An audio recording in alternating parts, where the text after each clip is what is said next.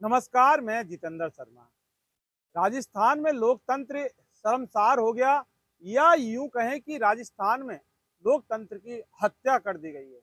यहाँ लोकतंत्र होने के बड़े-बड़े दावे सत्ता और सत्ताधीशों के द्वारा किया जाता है, उसी सरकार में लोकतंत्र की बखियां उधेड़ के पटक दी।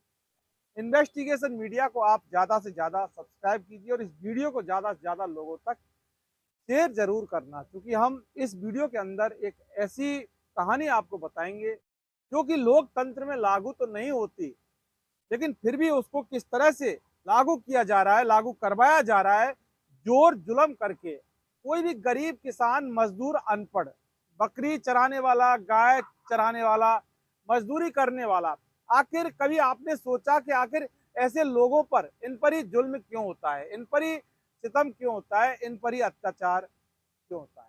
और अत्याचार की जो सीढ़ी शुरू होती है वो पुलिस वाले करते हैं, फॉरेस्ट वन विभाग वाले करते हैं, यहाँ तक कि तहसील वाले भी जुल्म करते हैं, परेशान करते हैं, अत्याचार करते हैं। उसके बाद सरपंच भी कम नहीं होते, वो भी जुल्म करते हैं, एमएलए भी करते हैं। आम जनता, ये जो दबे कुचले मजदूर, अनपढ़ लोग होते हैं, इनके खिलाफ जमकर अत्याचार किया जाता है। अब ये तो करते ही करते हैं, लेकिन इनके साथ साथ जो इनके चंचे दलाल और जो लुटेरे होते हैं वो भी कहीं पीछे नहीं होते।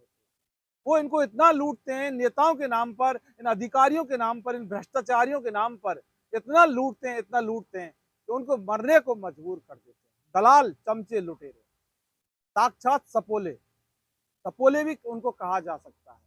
जब इंसान कोई, जब भी प्रताड़ना से, अत्याचार से जब इस दुनिया को छोड़ के चला जाता है, उसके बाद जो बाकी आम जनता है, वो जो प्रताड़ना से, सरकारी प्रताड़ना से जो व्यक्ति मर गया है, उसके इंसाफ के लिए धरना करती है, प्रदर्शन करती है, आंदोलन करती है। बाकी की जनता मुआवजे के लिए, हिसाब इसके लिए मुआवजा मिलना चाहिए, लेकिन उसके बाद उसको मिलता क्या है?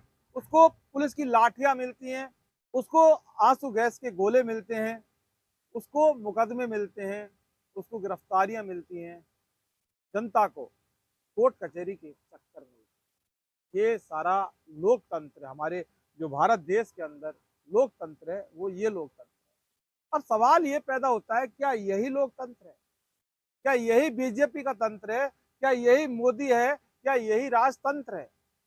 ये बहुत बड़ा सवाल है, सिस्टम के ऊपर, सत्ता और सत्ताधीशों के ऊपर, मठाधीशों के ऊपर।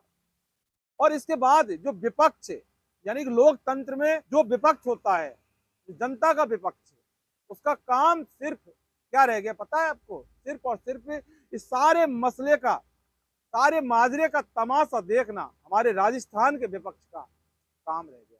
कहते हैं ना कि सांप नाथ का भाई नागनाथ। सांपनाथ सत्ताधारी पार्टी और उसके भाई विपक्ष नागनाथ, बारी बारी से राज करते हैं, आम जनता को लूटते हैं।